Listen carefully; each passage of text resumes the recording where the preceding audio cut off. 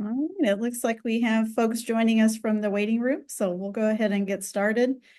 We do have quite a bit of information to cover today. So we'll jump in and we'll be happy to take your questions throughout the next hour or so. Today's session is part of the SuRE Resource Center's ongoing bi-monthly webinar series. Today, we're going to take a look at the SuRE program in some detail and provide an introduction to the Resource Center for those of you who are new to our program. For those of you who I have not yet had the pleasure of meeting, my name is Melissa Nickel, and I serve as the administrator for the center. I'm joined today by our co-program directors, Drs. Brett Spear and Paul Murphy, who will also be happy to participate in the Q&A later. For those who may not have joined us in the past, we are recording today's webinar. We typically do that and post to our YouTube channel for asynchronous viewing. Please do give us a few business days to process and upload that video recording, and then watch whatever email you use to register for today's event in order to access the recording. Also, we don't typically share our slides via email, so we ask that you plan to use the session recording as your tool to review.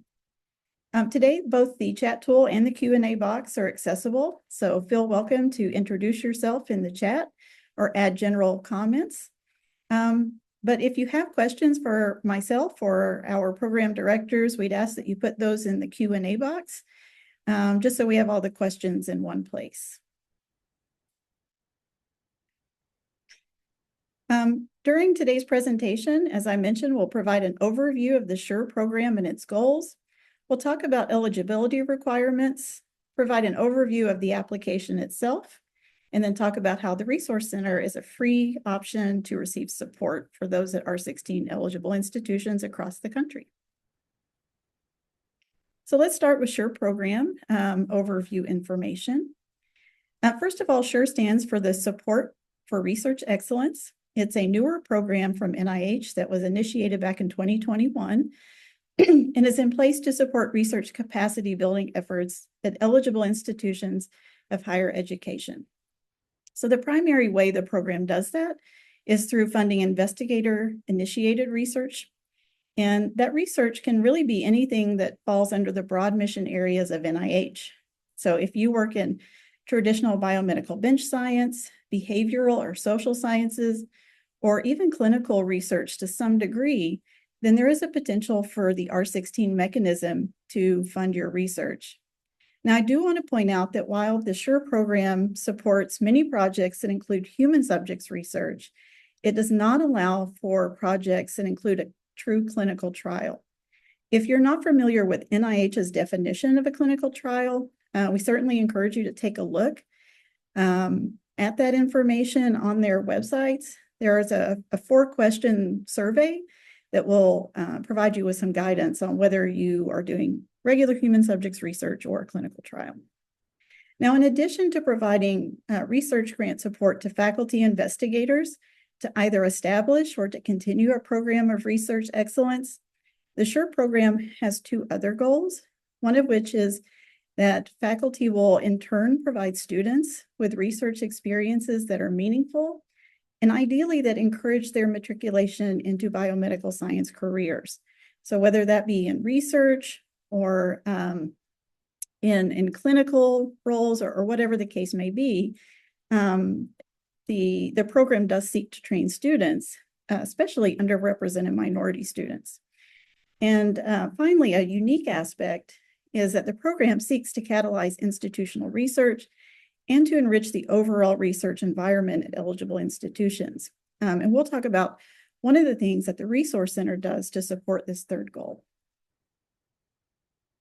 So for those of you who are new to the SuRE program as a potential source of funding, I'd certainly encourage you to take a look at NIH's web pages on the program as well. As a sponsor, they are very transparent and provide a lot of information about their extramural funding opportunities. So on the screen is a screenshot of the SuRE program's homepage. You'll see that in addition to the information that we have on the SuRE Resource Center website, NIGMS also has a presentation, so a webinar they did on the program and the associated slides, and links to a number of pieces of information that are going to be valuable to applicants. So one of those pieces of information is a link to the 2 NOFOs, or Notice of Funding Opportunities, that are currently active for the SuRE R16 program. These 2 screenshots are going to show you the very top of those 2 NOFOs, and you'll see that the one on the left is for the standard SuRE R16. The one on the right is for the SuRE First R16 for new investigators. In both cases, one of the things I want to point out at the top of the NOFO is the list of institutes and centers that currently participate in the SuRE program. And so if you're familiar with NIH as a funding source, you might recognize that it has a number of distinct institutes and centers that have different scientific focuses. But if, for whatever reason, you see that the institute that your research best aligns with, excuse me, is not represented in this list, do keep in mind that NIGMS has really taken the lead on the SuRE program and is currently funding meritorious R16s of many types, not just science that typically falls under the purview of that institute. So there is an opportunity to fund any sort of NIH related research that's non-clinical trial through this program if your institution qualifies. In addition to what you can see in the screenshot, there are 8 additional sections. The NOFOs are really packed with a lot of information that potential applicants need to read from top to bottom. And so they're always outlined in these 8 sections and, and serve as the guidelines that are very specific to this funding mechanism. But do keep in mind that you must also have access to the SF 424 or the General Application Guidelines provided by NIH. Important date is coming up, so January 25th marks the date that NIH is rolling out some new information. One piece of that is that they're retiring the SF 424 version H and transitioning to version I. So there are some updates there, and it's important that if you are submitting an R16 this year, that you are working from version I. So if we jump into the NOFO a bit and look at eligibility, one of the things that's going to be really important for you to start with is looking at the requirements for both the applicant institution and for the applicant investigator. On the institutional level, there are several things to keep in mind. The first of which is for those that are new to applying to NIH, it's actually your institution, not you as the investigator, that applies for and, if successful, is awarded an NIH grant. And because the SuRE program, the R16 grants, fall under the research capacity building efforts, it's important to note that if you are awarded an R16 grant, that grant is never going to be transferable to another institution, and that includes other R16 eligible institutions. So if you are looking at career opportunities where you could potentially be moving, you'll want to keep that in mind as you consider applying for an R16. As I mentioned earlier, there are specific criteria that an institution needs to be able to meet in order to be able to apply. So we'll look at those now. Essentially, your institution is going to need to check 3 boxes. The first of which is that it's an academic institution of higher education and that it specifically offers bachelor and/or graduate degrees in one or more areas of the biomedical sciences.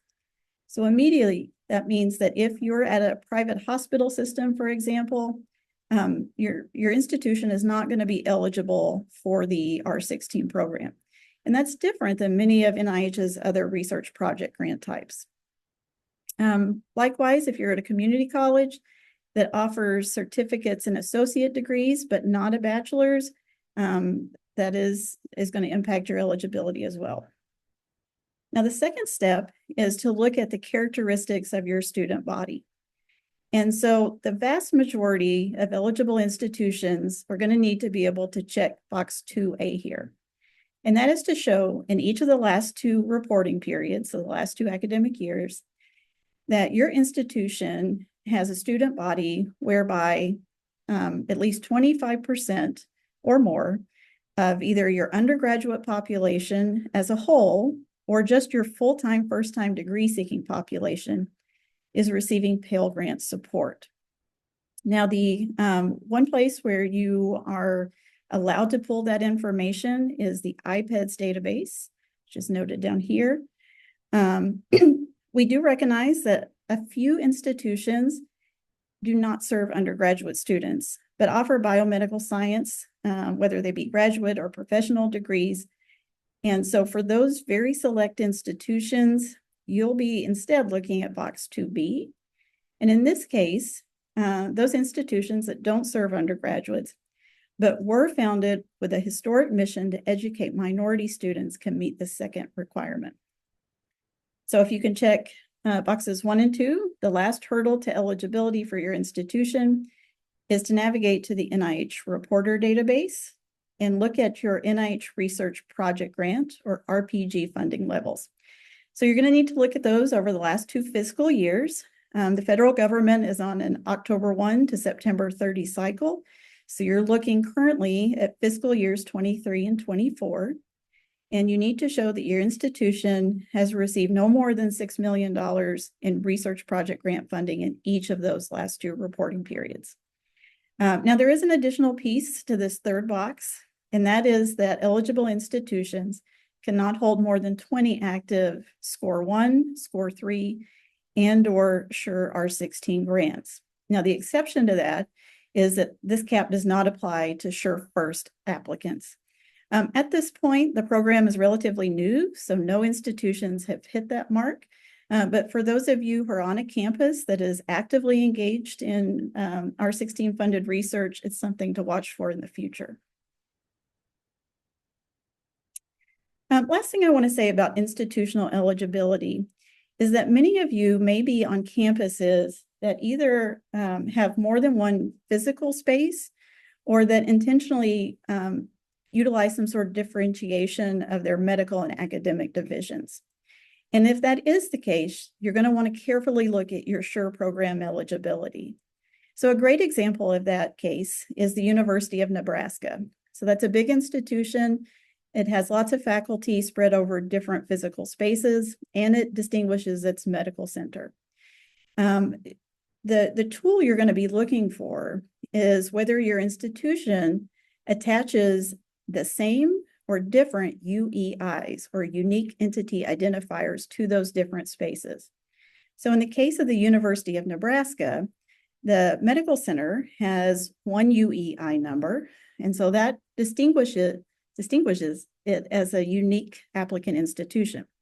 The faculty on that campus are not eligible for SuRE R16s because they're pulling in nearly $100 million in NIH research project grant funding per year. So they can't check that third box.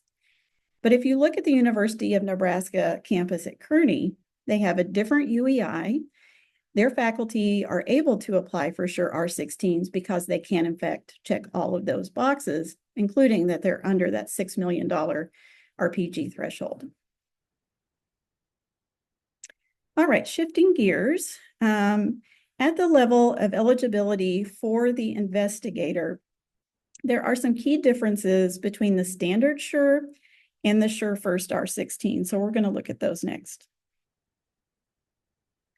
For the standard SuRE NOFO, you'll see that the language indicates that the applicant PI must be in a tenure track, or if your institution doesn't have a tenure system, whatever the equivalent is, faculty position, and that those applicants typically have prior research experience as the PDPI or program director, principal investigator, but who are not currently funded by an NIH research project grant.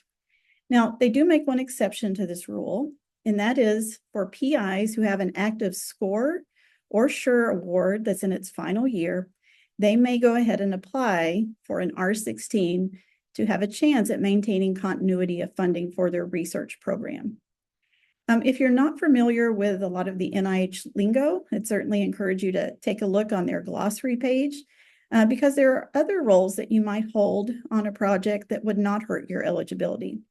For example, if you collaborate with someone and you hold the role of a co-I or a co-investigator on a grant where they're the PI, that's not going to negate your eligibility to apply for an R16.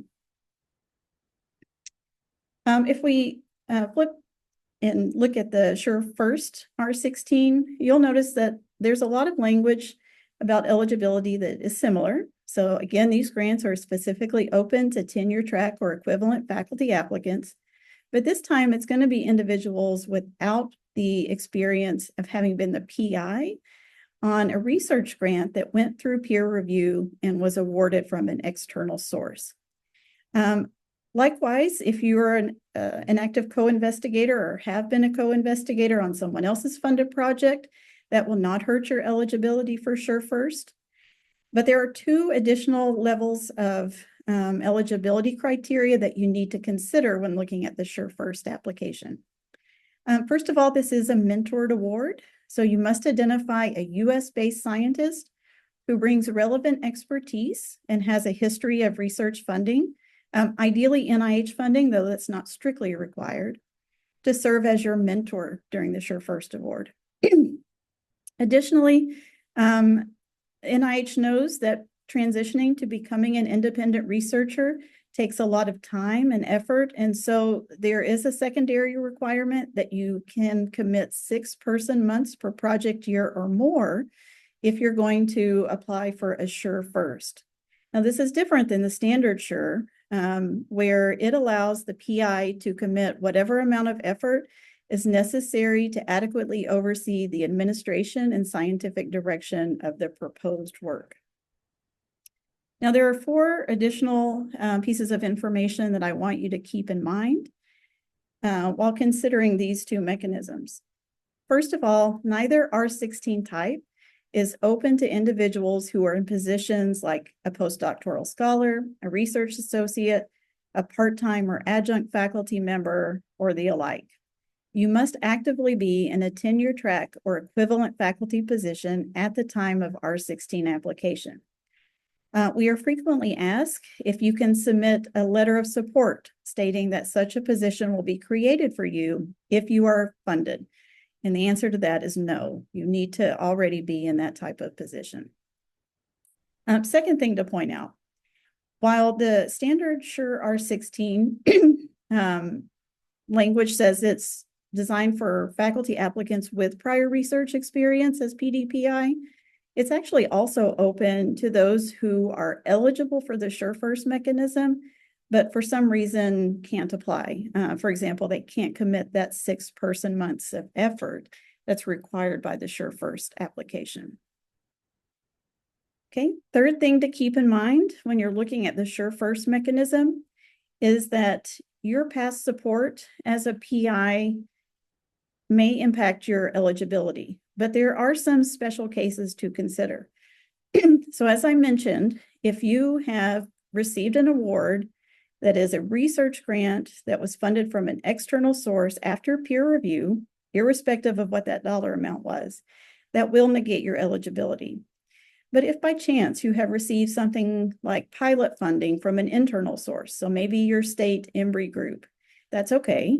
Or if you've received a non-research grant, so maybe you successfully competed for an equipment grant, that's also okay. Those things are not going to impact your SuRE First eligibility negatively.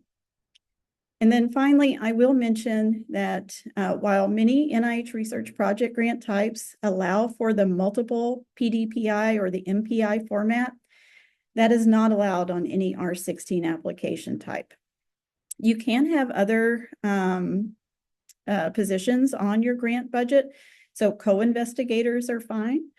We would encourage you to look closely at your overall budget if you are considering a co-I from outside your institution, especially a co-I at a large, say, R1 institution where the salaries are often significant. You want the majority of the requested budget to stay with your R16 eligible institution. Okay, so let's look at the application components a bit. First of all, NIH research project grants have a lot of moving parts. I like to put them in these three buckets. So the administrative details, where the work is going to occur, what is the budget and the justification for the funds requested, the letters of support, those sort of things fall under that category. Then there are a variety of supporting narratives that are going to help your reviewers understand you and your team's expertise to conduct this research, the equipment and facilities that you have at your disposal, any sort of compliance for work with human subjects or vertebrate animals, so forth and so on. And then, of course, the part faculty like to write, the research plan, which includes your specific aims and research strategy documents. While we don't have time to go through each of these line by line, I do want to point out that some of these documents are going to be restricted to how much space you can utilize. So be sure to look at the guidelines before you initiate any of these pieces, as some of them are strictly limited. Additionally, the SuRE R16 applications have some nuances or some elements that are a little different than other research project grant types. So I do want to take a few minutes to look at those in a bit more detail, which are these things boxed in the blue. The research strategy, the plan for enhancing diverse perspectives, or the PEDP, and the required letters of support that are unique to the R16 application. So if we start with the standard SuRE R16, one of the first things to note is that the research strategy attachment is only 6 pages. And that's quite different, as many RPGs allow up to 12 pages for this piece of the application. Now, when you are crafting this, it's going to be essential that you include the same types of information that go into the research strategy that you would see for other RPG types. So you'll need to address significance of the work that you're proposing. You'll need to highlight any aspects that are innovative in nature, whether that be conceptual or technical. And for the standard SuRE R16, it is expected that you will have some level of preliminary data.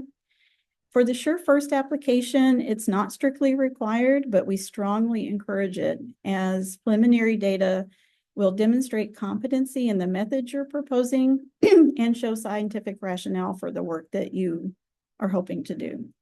And then, of course, you will outline your approach or provide a description of the experimental design. Just like any other RPG, it should be rigorous in nature and be transparent for your reviewers. But in addition to these elements, you must devote somewhere between 1/4 and 1/2 page for a section that will be labeled as your student involvement plan. There are 2 key things to address here. The first is you need to demonstrate how you intend to recruit students to participate in your project if it's funded, and specifically what efforts you will make or what strategies you will utilize to recruit students from underrepresented groups. Secondly, you're going to need to convey to reviewers how you're going to engage students in a meaningful way. And so that may look different depending on what type of research you do, but we suggest things like offering to engage students in study design where possible, having them participate in lab meetings, journal clubs, attend national conferences. What kind of technical skills will they develop that they can take with them when they leave your lab? And offer them opportunities to participate in the writing of publications that result from the work. Certainly, it's not an exhaustive list, but the idea is that it is really meaningful in their development. And then finally, we recommend that the application really be written for your reviewers. So you want to keep in mind that reviewers are going to bring different levels of expertise and knowledge in the very niche area that you're proposing to research. So help all your reviewers by crafting a research strategy that's well organized and allows them to easily find the information that is key to their assessment of this document. You can apply the conservative use of font features like underlining, bolding, and subheadings to help that information stand out. Next, the PEDP, or Plan for Enhancing Diverse Perspectives, is a relatively new element of the SuRE R16 grant mechanism, as well as some other NIH activity codes. This one-page document is where you're going to summarize the strategy or strategies that you propose to advance the scientific and technical merit through expanded inclusivity. So I do want to point out that every PEDP is going to look different. And it's really going to be driven by the scientific aims you're proposing, the required expertise to do that work, and the local environment where the work is happening. So irrespective of what that list of strategies ultimately looks like, you should always include a group of milestones and a timeline for meeting those within your PEDP, and then outline any sort of approaches that you plan to utilize to assess the progress towards meeting its goals. Now, NIH has a list of potential strategies that you can consider. I've copied and pasted a few of them over here. This is certainly not an exhaustive list by any means, but just to give you an idea, some examples include the inclusion of personnel on your study team from historically underrepresented groups within the biomedical and behavioral science workforce, activities to enhance recruitment of research participants if you're doing human subjects research that belong to diverse groups, the inclusion of community members on advisory boards or steering committees that belong to these groups as well, and just so forth and so on. So there's a lot of opportunity to look at examples if you navigate to the NIH website. And then finally, the last unique element that I want to mention for the standard SuRE R16 application is the requirement that you submit 2 institutional letters of support. These 2 letters have very specific purposes and are quite distinct from one another. The first letter is going to come from a very high-ranking senior official on your campus, so someone like your provost or your vice president for research. And this letter is going to convey the institution's strategic plan to strengthen and grow the research environment locally, to develop research capacity, plans for sustainability for any gains that are made, and how the efforts that are being made support the institution's educational mission. So again, a few examples of elements that could be included in that letter: efforts to establish or strengthen research cores, or the purchase of equipment. And in both of these cases, these are things that should benefit multiple investigators on the campus. Efforts to organize scientific or grant writing workshops, research symposia, or seminar programs that invite prominent speakers to the university, and any sort of program that seeks to support career development opportunities for the campus's faculty.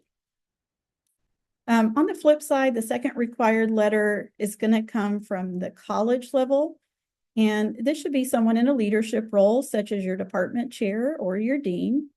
And instead of speaking to the big picture about research efforts on the campus, this letter is going to speak about the applicant. So this individual will write a letter that provides support for the applicant's proposed research activity and their overall career development as a researcher. It could include things like confirming the PI's requested effort on the project, describing what sort of institutional support is in place for their career development as an investigator, and for the SuRE First applicant could do something like confirm that they are eligible for that mechanism. So if we look at the SuRE First, all 3 of those elements that I mentioned for the standard SuRE are in place, but there are 3 additional things to point out for potential SuRE First applicants. First of all, the applicant is going to need to submit a prior, current, and pending support document at the time of application, which is a little unique. Many times that is requested at the just-in-time stage. But in the case of SuRE First, with the eligibility criteria being quite defined and narrow, they want to see that document earlier. Secondly, as I mentioned, it is a mentored award. And so you will need to submit a third letter of support, this time from your identified mentor. And this letter should allow the mentor to describe how they envision working with you. So how often will you meet? What kind of milestones do they see for you? And what is a reasonable timeline to accomplish all of those? Finally, the SuRE First applicant must also include a research enhancement plan. And this document's really going to have two components. First, you're going to outline how you see a SuRE First award supporting your growth as an independent researcher and how it will enhance your career in general. And then secondly, you're going to describe from your perspective why you see the mentor that you selected being qualified to support your growth. Okay, shifting gears just a little bit. For the SuRE R16 or the SuRE First R16, really the point of the application is the budget, right? So this is where you're going to take your ideas, your proposal, and you're going to translate them into a plan of action. Now, when you begin the process of building an NIH application, there are a lot of things that go into that. Certainly, the budget should be one of the early things that you work on, because it is imperative that you determine what the true financial commitments to conducting the work that you are proposing are going to be. It takes a good amount of time to prepare a thorough and accurate budget, so you'll want to start early and plan to refine before you get too far into the process. For most SuRE R16 applicants, you're going to be looking at preparing what's called a modular budget and a personnel justification. So the modular budget format is NIH's simplified budget. And in this case, you can request up to $100,000 per year for the standard SuRE, $125,000 per year for the SuRE First.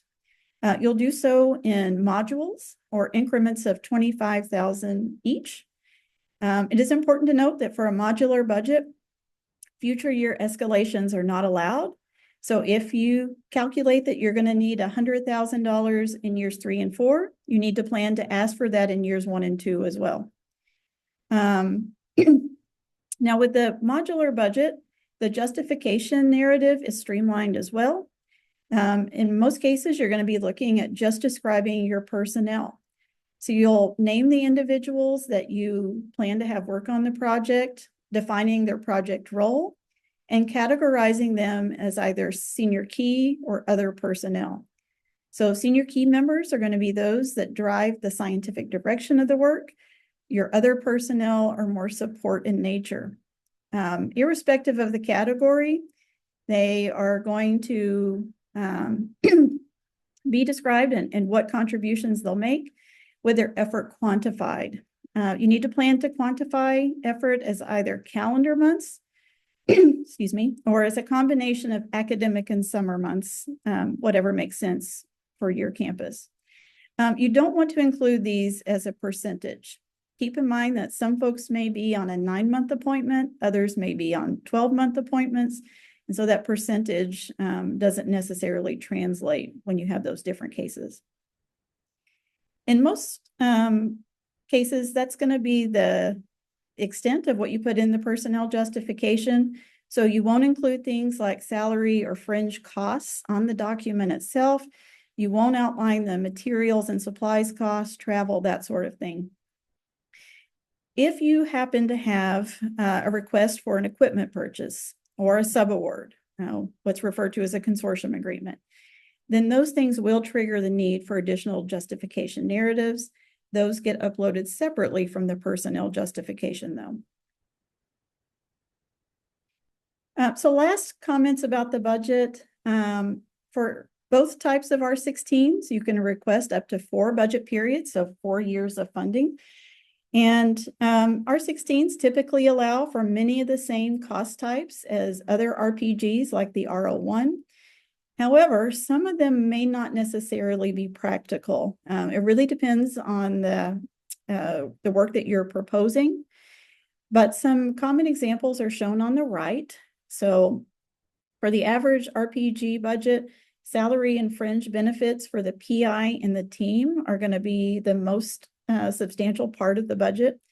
So in this case, you can include salary for yourself, co-investigators, technicians, salary for students. And if you're applying for a SuRE First award, you can include salary for your identified mentor, though that's not required.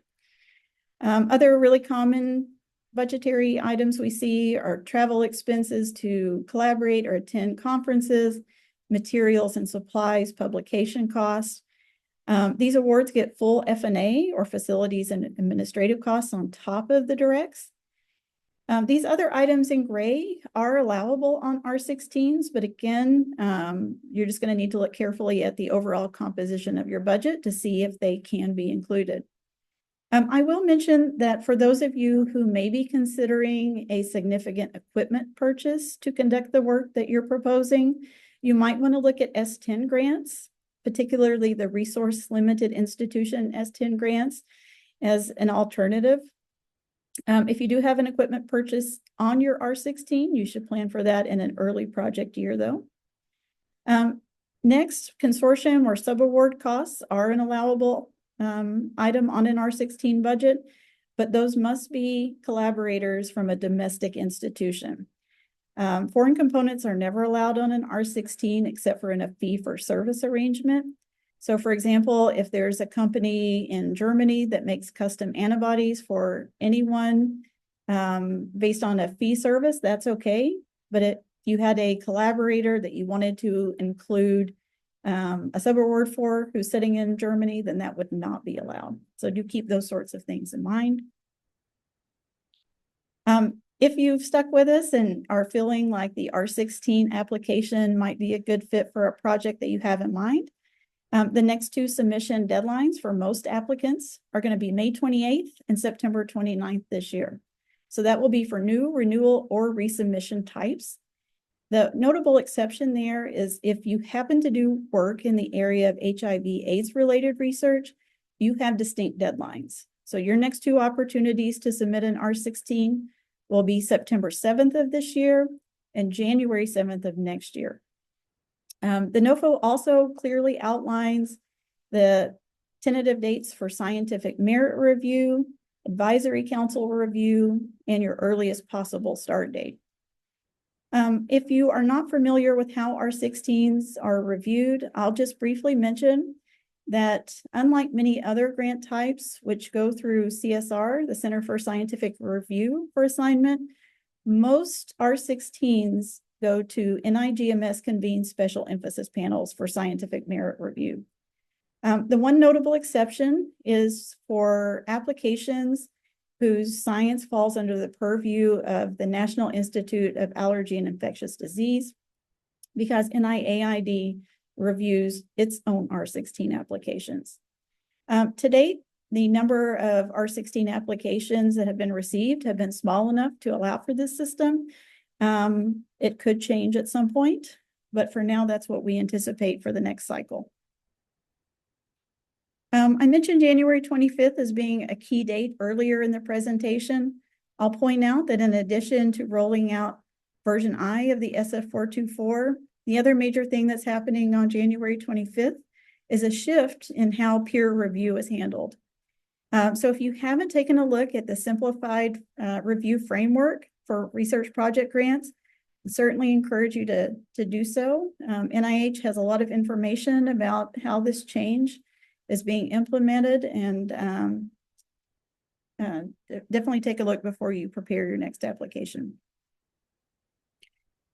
So on the flip side, if maybe you heard something that gave you pause about whether an R16 is right for your planned project, I'll just point out that NIH as a sponsor is really excellent at providing tons of different extramural funding opportunities.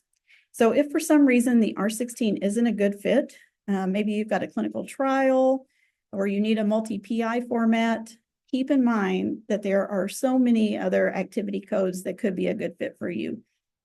The R15 mechanism is another type that is really defined based on what kind of institutions can apply. The eligibility criteria are not the same as the R16, but there are some institutions that do qualify for both. So that's one option. Our team also recently did a presentation on R01, R03, and R21 awards. That session was recorded and uploaded to our YouTube channel, and we'd certainly encourage you to take a look at it if you think a more traditional granting mechanism might be a better fit. All right, so shifting gears, we're going to wrap up today by taking a look at the Resource Center here at the University of Kentucky and how our team might be able to provide you with some support. So while I don't have time to introduce our team, I just want to give a shout out to these people. They're a fantastic group, roughly 50-50 scientists versus research development and administrative professionals. Some of us are here at the University of Kentucky. You'll see notations about 5 of us, I believe, who are at other institutions across the country, including an HBCU and a PUI. So I think this thing that this team has in common is a real passion for the SuRE program and connecting with those who are at eligible institutions. So the work that we do as a team really falls into 4 buckets of support. Our training, our one-on-one consultations, the administration of a Sea Grant program to support Office of Sponsored Project Development at eligible institutions, and a biennial conference to bring those at eligible institutions together. So if we start with opportunities to train that are available through the center, I'll point out that we have sort of 2 flavors of trainings. So we have a bi-monthly webinar-based training series like the session you're participating in today. These typically are about an hour in length apiece with live Q&A. They cover lots of different topics that range from grant development all the way to working with students once you are funded and pretty much anything in between. Sessions sometimes are targeted to faculty, admin, or trainees, and sometimes they have broad appeal. We certainly would encourage you to attend any that are of interest. The second type of training that we offer on Zoom is a biannual R16 grant application bootcamp. So these are intensive trainings. It's typically 6 to 7 hours worth of sessions spread over 2 days. These are designed for individuals who are planning to submit an R16 as PI or the administrative and development staff that are helping those PIs at eligible institutions. Both types of trainings are typically recorded and uploaded to our YouTube channel. And so if you ever want to go back and watch a session, it should be available to you. Now, there's a lot of information on the screen here, and I'm not going to go through this line by line. What I want to point out is that we do have other 1-hour webinars and a boot camp on the calendar. So if you navigate to our website, what you'll see is at the top a notation about who that session is really targeted to, its title, when it's going to occur, and a description of what to expect during the session. So we'd encourage you to register for any that makes sense to you. And keep in mind that we are constantly adding new programming. So we have some things in the pipeline that haven't been posted to our website yet, but you will see shortly. For this audience, maybe the most important thing to point out, however, is the information that's at the bottom of the screen. And that is the timeline for our spring R16 application bootcamp. So if you are planning to apply for an R16 in May or even September and would like to join this event, we'd encourage you to mark off March 24th and March 25th on your calendars. We'll start these sessions at 1 p.m. Eastern Time daily, 3 presentations per day. So on the first day, our team will talk about writing the scientific content of an R16 application. That's going to be your 1-page specific aims document. And then sessions on addressing significance and innovation and writing your approach section. We'll then come back on the next day and talk about preparing some of the key supporting narratives. So your DMS plan, your NIH BioSketch, and those required letters of support. So you'll get to hear about some of the things that I mentioned today in much greater detail and have an opportunity for Q&A about the R16 application in general afterwards. So if you are interested, the QR code that's on the screen will take you to the registration page. You're certainly welcome to get registered to attend some or this event in its totality. I would say that we do offer a lot of programming. And so if you want to hear about every opportunity to train with our team, the best way to do that is to sign up for our listserv. There's a link on our homepage that will allow you to do that. We ask for just a few key pieces of information, so we have an idea of who we're working with, where our team is reaching, and it's a pretty easy thing to subscribe. If you don't want to be notified about all of the things that we have going on, you can instead navigate to our YouTube channel and subscribe to it. And so that will just notify you when new videos are uploaded, not all of the other things that we share as well. So we hope there's a good option that fits your needs between the two. For most people, I think participating in a webinar-based training is how they initially engage with our team.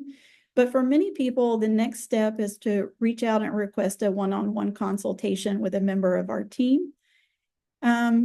Those personalized experiences are designed to answer, questions that are maybe specific to your situation in nature.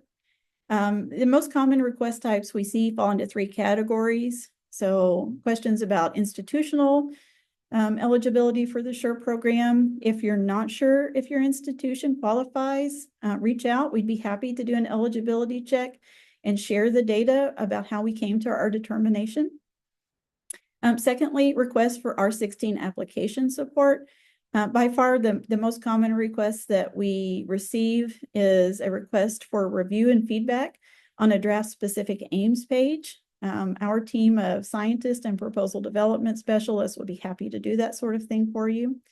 We also take inquiries about other application components. So a lot of times we get questions about allowable budget items, so forth and so on. And then finally, for those who have applied but were not funded, we'd be happy to take a look at a summary statement and provide advice on resubmission. Certainly, if there are questions of other natures, you can send those to us as well. There are 3 great ways to get your questions answered.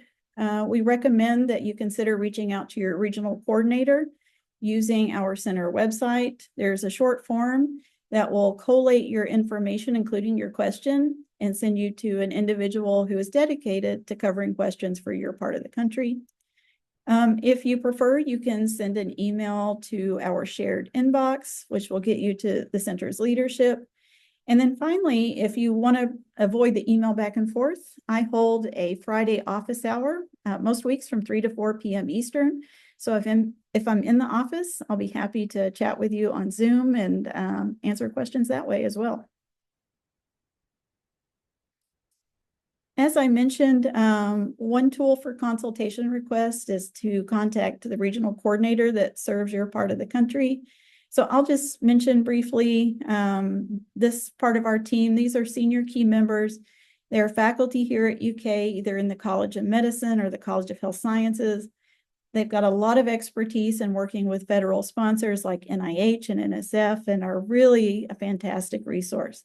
If you put your question in front of them through the form on our website, they'll either answer you or connect you with another team member that may be a better fit. So definitely keep these folks in mind as a resource. Third support option that we offer is tied to that third goal of the SuRE program about growing research capacity at eligible institutions, and that is our Office of Sponsor Project Seed Grant Program. So we have about $250,000 per year in direct costs that we flow down to eligible institutions through a competitive application-based process. Institutions that are eligible can request up to $50,000 per year to either build a new OSP or to somehow enhance an existing OSP. And we recognize that the needs at individual campuses can greatly vary. And so we allow many, many types of allowable costs to be requested on these small grants. But I want to point out one of the few things that's not allowable, and that is these funds can't be used to directly support faculty, whether that's buying out faculty time to work on a grant, giving pilot project funding to collect preliminary data, training faculty in some way. That's not what these funds are for. They're meant to support the big picture operations for sponsor project activity on your campus. Typically, we try to make 4 to 6 awards per year, so up to $50,000 in direct costs. And to date, have been fortunate to receive enough funding from NIGMS to make $936,000 in total awards. Most of the awardee sites are still actively working on their funded Sea Grant projects, so we're not ready to share all the details about those just yet. But we do get asked questions about, where the awards have gone. So I've generated a map to show you where those awards have been made to date to hopefully give you a sense that we're really working to see them spread geographically across the country, including in U.S. territories like Puerto Rico. If you are interested in applying, the next submission deadline is coming up soon, so it's February 28th. The QR code in the right will take you to the application portal. Hopefully you'll quickly see that it's a pretty easy application to prepare, and so you should have plenty of time to get an application together if you are interested. All right, and then last thing I want to mention, certainly we recognize that research at eligible institutions might be occurring in a space where you don't have a neighbor who works in your area of science. So the conferences are meant to bring R16 awardees and their trainees, as well as the leadership and research development and administrative staff on eligible campuses together periodically to share their science, to learn best practices on NIH proposal development, to network with NIH program staff, and so forth and so on. So we held the first of these conferences last summer on the NIH campus. We had a great turnout, and I think I speak for the team in saying that we were really excited to meet so many people that we had only ever interacted with over Zoom or email in person finally. The science was outstanding. The students did a tremendous job, and we really look forward to maybe getting to meet some of you in today's meeting in person at a future conference. So lots of information there. And with that, I will drop out of the screen share and we'll take any sort of questions. Oh, would you like me to ask the questions, or would that be the easiest for you? I know you've got a lot of wearing a lot of hats today. Yeah, sure. Okay. I will say again, there are some questions. We don't make the PowerPoint slides available, but this session will be available on our YouTube channel in several days. So you can look back at the presentation as well as all the information that Melissa shared with you. Okay, so we'll start with the Q&A and then we'll get over the chat. And if there is time, we'll answer some questions with people that have their hands raised. One of the I don't know exactly what this is about. Is this for box 3 by institution? Do you mean the university as a whole or college department? I think that means about funding. So yeah. So you're probably thinking of the R15 program as a comparison where they specifically parse out the individual academic components when looking at eligibility. And that's not true for the R16. You're going to be looking at RPG funding for your entire institution. Yes. Is there a U.S. citizenship requirement for the PI's eligibility? Brett, I don't remember the answer to this offhand. Do you? Yeah, so it's not required. You just have to be at a U.S. institution to be eligible. Great, thanks. Okay, for R16s, what if experience as a co-investigator was on an external grant not from the NIH? Yeah, so being a co-investigator will never hurt your eligibility for either R16 mechanism, whether you're looking to apply for SuRE or SuRE First. Yeah. Is it possible to submit the same grant for the two programs? I assume that means R15, R16. Yeah, so NIH does not allow overlapping applications. So you want to avoid doing that, whether, I guess the question is for SuRE and SuRE First or R15 and R16. For the SuRE First eligibility, would you, if having been awarded an R21, would that disqualify you from being eligible?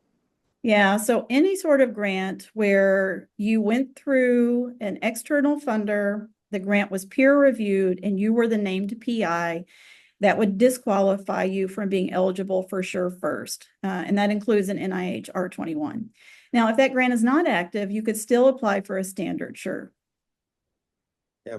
What about if you have an R01 or R21 pending? Does that negate eligibility to submit an R16? Yeah, so if you have one pending, Brett, comments? As long as it's on a different topic, it should be okay. But certainly if the R01 or the R21 gets funded, then you no longer will be eligible to accept the R16 if it got a fundable score. There's a question about eligibility. If you're at an institution with a 9-month appointment, can you use summer months to help meet the 6-month per year time requirement? Yeah, absolutely. In fact, I think that's what most people do, is to devote the 3 summer months, and you can use the budget to pay for those 3 summer months and then spread the other 3 months throughout the academic year. Yeah. Now, I served as PI for an R01 grant that was obtained by another investigator who left, and as an NIH approved means to be able to complete the project. So I guess the question is, does this negate my eligibility to apply for SuRE? I would think that if NIH considers you to be the PI of that grant, regardless of the reason, you probably would not be eligible for a SuRE First. Yeah, Correct? I would agree with that too. I will say that our team definitely will consult on eligibility, but at the end of the day, it's NIH program staff who have to make that final determination in atypical cases. Yeah. A related question to what we had a minute ago: is it okay to submit more than one R01 application, R16 application at one time, even if the topics are different? Only one R16 at a time. Given the current events, is including you underrepresented minority students okay? Yeah, so I think we're all kind of watching how things may change, but at this point, it is certainly encouraged that you make efforts to engage students from underrepresented groups in your research. And that can be not only students that belong to ethnic minorities, but it could be students from socioeconomically disadvantaged backgrounds, students with disabilities. So there are a lot of ways to engage diverse students in your research. Yes. A question here: tenured faculty is not eligible for SuRE First, no matter funding. Is that correct? Nope. So you need to be on a tenured track position or already be tenured if that's what your institution offers. If it does not have a tenured system, whatever that sort of equivalent would be. Yeah. Could a PI from an eligible institution partner with a mentor from an ineligible institution for SuRE First? Yeah, absolutely. And I think people commonly reach back out to a graduate or postdoc mentor that has relevant scientific expertise and that they have a good working relationship with. Salary for the mentor is allowed on the budget, but it's not required. So if you can save by getting that person to support you without requiring paying some of their effort, that's always a desirable situation. Yeah. Can students be graduate students, or are they required to be undergraduates? So I would say they can be graduate students or professional students, but there is definitely an interest in training undergraduates. So where that's possible, certainly consider making space for undergraduates in your research. Can the mentor be someone new with whom the PI has not worked with yet? I think that's totally fine. You will just want to communicate with that person while you're preparing your application to make sure you're on the same page in terms of what goes into that arrangement. And it will be outlined in the letter of support from the mentor and in part in your research plan. Yeah. There is a question here about how the 6 million funding is calculated. It is a little complicated if you haven't done this already. And at this point, I would suggest just contact our center and we'd be happy to let you know if your institute is eligible or not. I think that's the quickest way to deal with it. It is tricky unless you do it a lot of times. Yep, and there are some grant types that your institution may have that will not go into that $6 million calculation threshold. For example, things like a big P20 is not going to count toward that RPG funding because that activity code is not considered an RPG. Right, right. So again, we've had several questions, so just please reach out to us and we'd be happy to help. For the current and pending support documentation, should it list the actual SuRE proposal as pending? Yeah, so having been a grant officer at UK before taking on this role, we always include the application itself on the current pending support document. Can you submit 2 different projects for the May and September deadlines? I think if you have one R16 that is in the process of being reviewed, you cannot submit another R16 until you learn about the first one. Is this the budget is supposed to reflect the first year or all 4 years? Yeah, so when RPGs allow for a modular budget, and NIH has a decision tree about whether you need the modular or detailed form. What you'll do is internally develop a detailed budget so you know what the true cost of conducting that research throughout the lifetime of the proposal is. And then you're just going to submit a request for funds within those 25,000 increments or modules. So as I mentioned, if you anticipate that the project is going to be the most expensive, say in years 3 and 4, so you need $100,000 in each of that years, you need to go ahead and request $100,000 in years 1 and 2 as well. Yeah. We realize it is 4 o'clock. We're willing to stay on and continue to answer questions. If you have other events or other things you have to do, we'll have all the questions in a Q&A on our YouTube channel. So we'll continue on. If I have an existing R15 grant, can I apply for an R16 while the R15 is active, even if the R16 proposed start date is after the R15 is complete? So I think you have to have completed any active funding unless it's a SuRE or an active SuRE. That is correct. If your R15 is still active, you cannot apply for the R16 until the R15 is no longer active. Yeah, that's sort of tough for R15 PIs. That's, yeah. If we have an experience as a PI, but not with NIH. Yep. Yeah, if that's the case, you're not eligible for SuRE first, but you can apply for the SuRE. Mm-hmm. And again, if you're co-PI, if you're a co-investigator, that does not negate eligibility for SuRE first, just to reiterate that. Let's see, we've answered that question. I've had a few small grants like a Louisiana Biomedical Research Network grant that are distributed. Will they disqualify me for applying for SuRE first? Yeah, so again, I'll just mention that if the award was from an external funding body, it went through peer review, and you were the named PI, then that does negate your eligibility for SuRE first, irrespective of the dollar amount. So we hear from folks saying, I got a $10,000 award, but unfortunately, if it checked all those other boxes, it does negate eligibility. But keep in mind, if the money came from some sort of source where somebody else was the named PI, or it wasn't a research grant, then those things don't hurt your eligibility for SuRE first. Yeah. Is eligibility determined at time of submission or time of the award?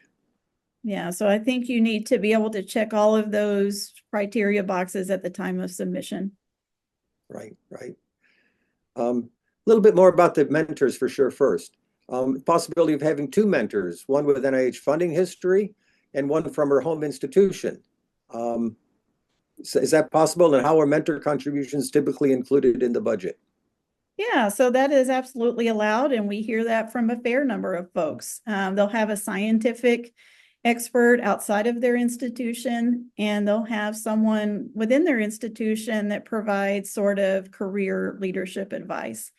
Again, you're going to document that through letters of support and in your research enhancement plan. And mentor effort is allowed. It's an item that you can include on your budget, but it's not strictly required if these people just want to provide support to you without receiving payment. Yeah. Question about preliminary data. How much should be conducted prior to the application, and how should it be presented? I'm going to defer to you for this one. Yeah, that's a big question. For a SuRE grant, you'd like to have some preliminary data. It can be published data, that's okay, but you should have at least some data. It's not required for SuRE first, but sometimes reviewers like to see data, even if it's data that confirms that you're able to carry out what you propose to do. So that can be helpful as well. You only have 6 pages, so data does take up space as well. So you have to be judicious in what data you're going to show and make sure it really is important. Don't just put data to show that you can, you have data. Make sure that's relevant to the proposal. There's a question about if you have a SuRE first, what about applying for an equipment grant through the SuRE program?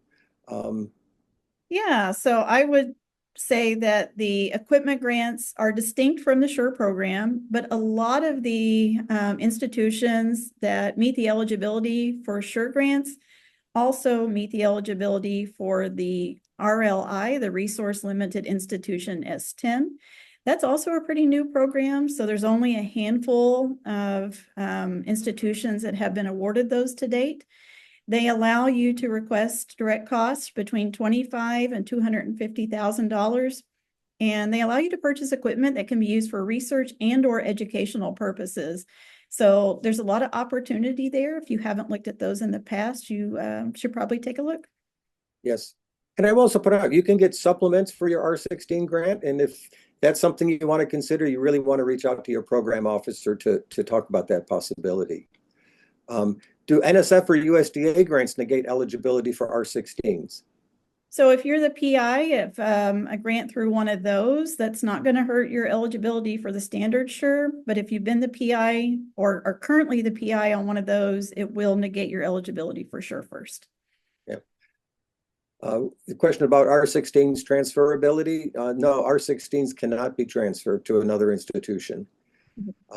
What about being a PI in an R13 conference travel grant? Would that disqualify you from having a SuRE or SuRE? So NIH has a list of all of the activity codes that qualify as a research project grant. I don't remember right off the bat if an R13 falls in that category. Yeah, I believe it does not, but you can contact us and we'll look at that information and let you know. Yep. Are visiting professors allowable? I don't think believe so. No. What is the PD and a PD-PI eligibility? So the PD stands for Program Director. Typically, that terminology is lumped in with the PI part, the Principal Investigator. You tend to see the PD part attached to things like center grants, but we sort of utilize that term collectively. Yeah. What about a U54 grant? Does that count as an RPG? I think that one might, but again, we'd have to take a look. If you'll just shoot us a request, we'll be happy to look. Yeah. Okay.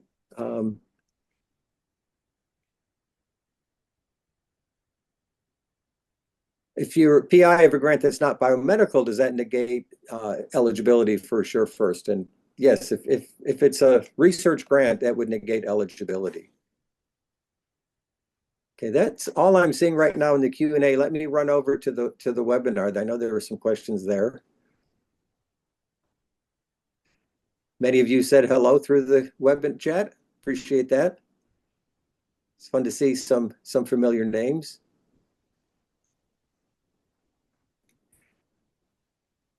Some of the questions are common, so I'm just running through still.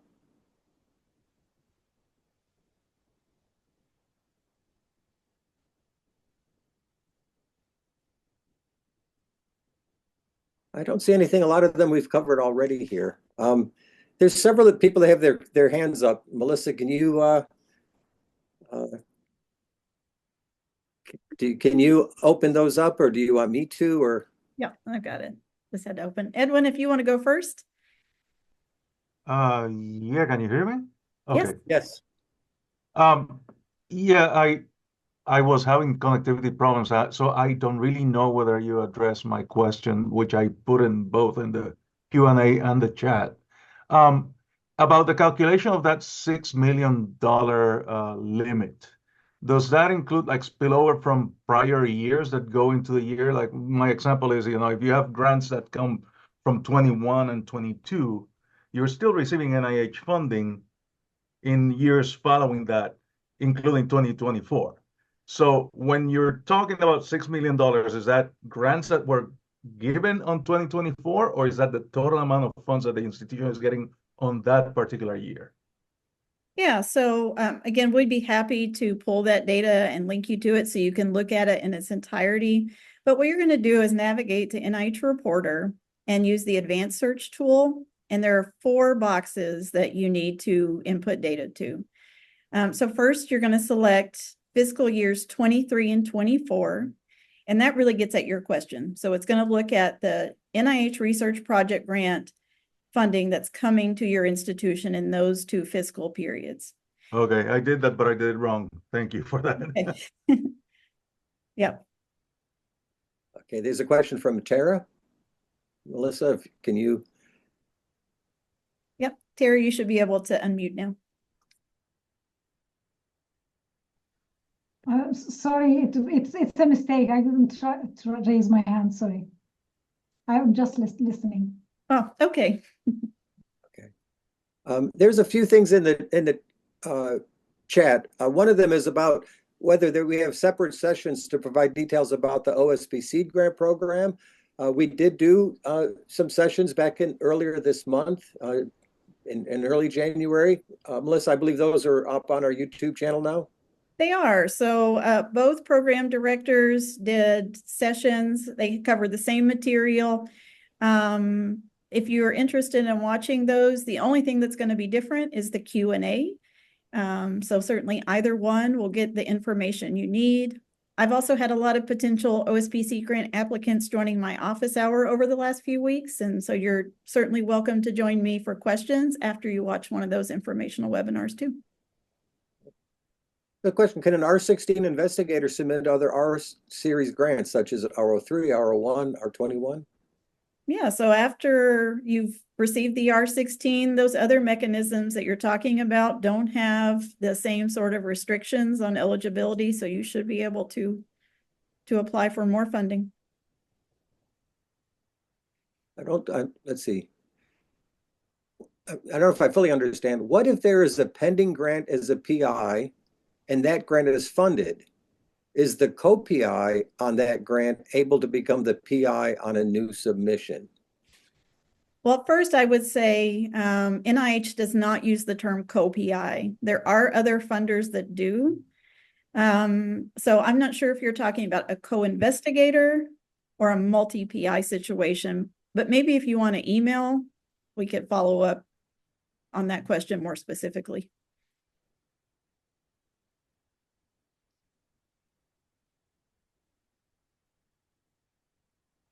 Yes, again, I'm not seeing any other questions that we haven't.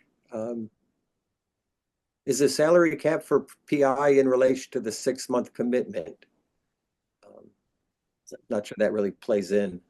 Yeah, I mean, NIH does have a salary cap in place. I'm not sure what the current number is, but when you work with your research administrator to build the budget, they'll be able to sort of factor that in. And there are no costs associated with any of the applications. Anything that you submit to NIH, they will review. So there's no costs associated. Yep.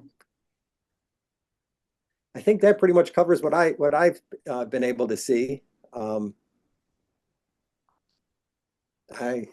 Anything else online or anyone want to raise their hands? If not, Melissa, any parting comments? Nope, I would just remind folks that if you are going to apply for the next cycle or the September cycle, to maybe plan to join us for the boot camp in March. Great. Thanks, Melissa. Great job. Thanks all. Thanks everyone for joining us today.